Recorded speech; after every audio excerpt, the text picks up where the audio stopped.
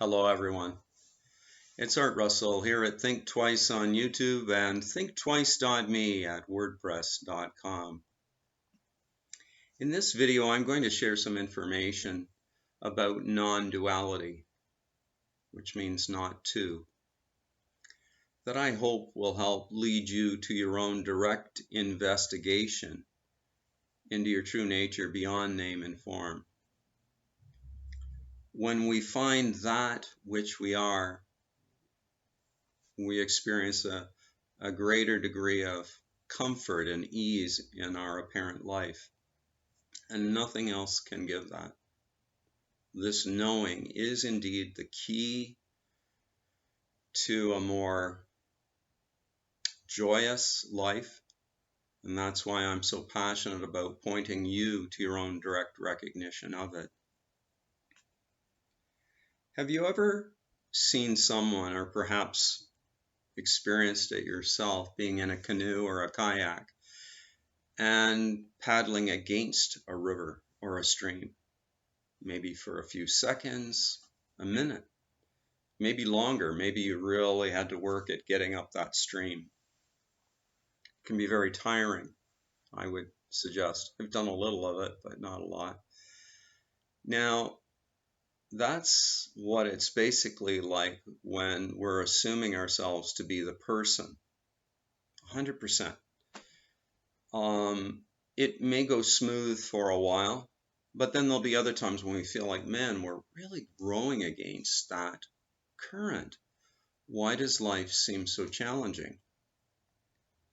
And what I'm sharing in this video is that ultimately, if we're trying to find peace as the person, it's ultimately unsatisfying.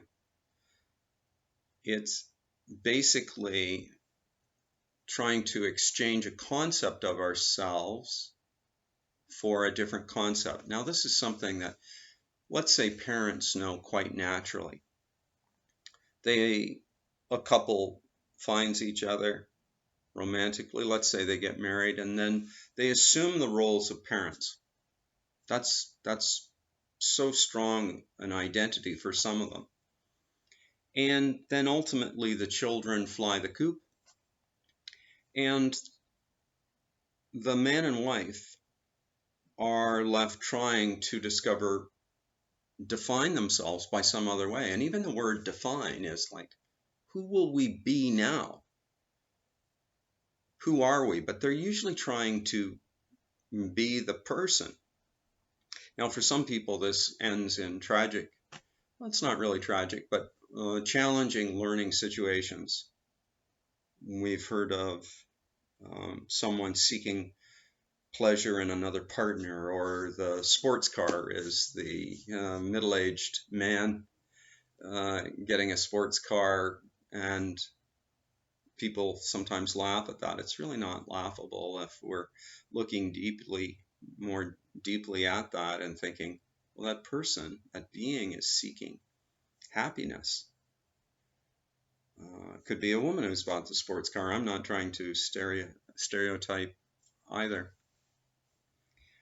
But what I'm saying is that that's basically, we're trying to add on to the person. We're trying to say, now maybe become this world traveler. Maybe become a spiritual teacher. Now, that, even though it might seem like that's part of my role, it's a little different here if I know that it doesn't define me. Then I'm free of it. It can be gone if life, my higher self, leads me a different route. Shrug off this and recognize it just as a character that you've played for a while. But I hope that it brings value while the apparent role continues. So the changing of conceptual identities. People try to add to themselves with cars, new homes. I knew someone that had moved 12 times in about 12 or 13 years. That's a great unease. Now, it's different if you're doing that ahead of time and you really know, okay, I'm going to just sell that house after I've been in it for a while. That's different. But I think each and every time the person was actually hoping that this would feel like home.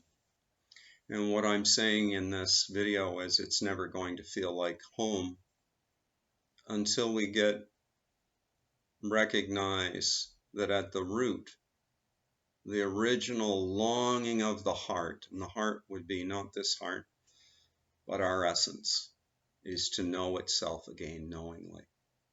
It can never lose itself. You're always it. You can't lose it, so that's the good news. But it can seem that way, and then the roles, then we depend on the roles. So let's go into this a little more deeply. How about phoniness with those roles too? Don't we sense it when we sense that somebody's pretending to be a star player on a team? Don't we feel it as a shyness within ourselves? If we're pretending, let's be fine in this situation, but inwardly you're hoping, geez, I hope nobody really sees through this mask. The mask is the persona.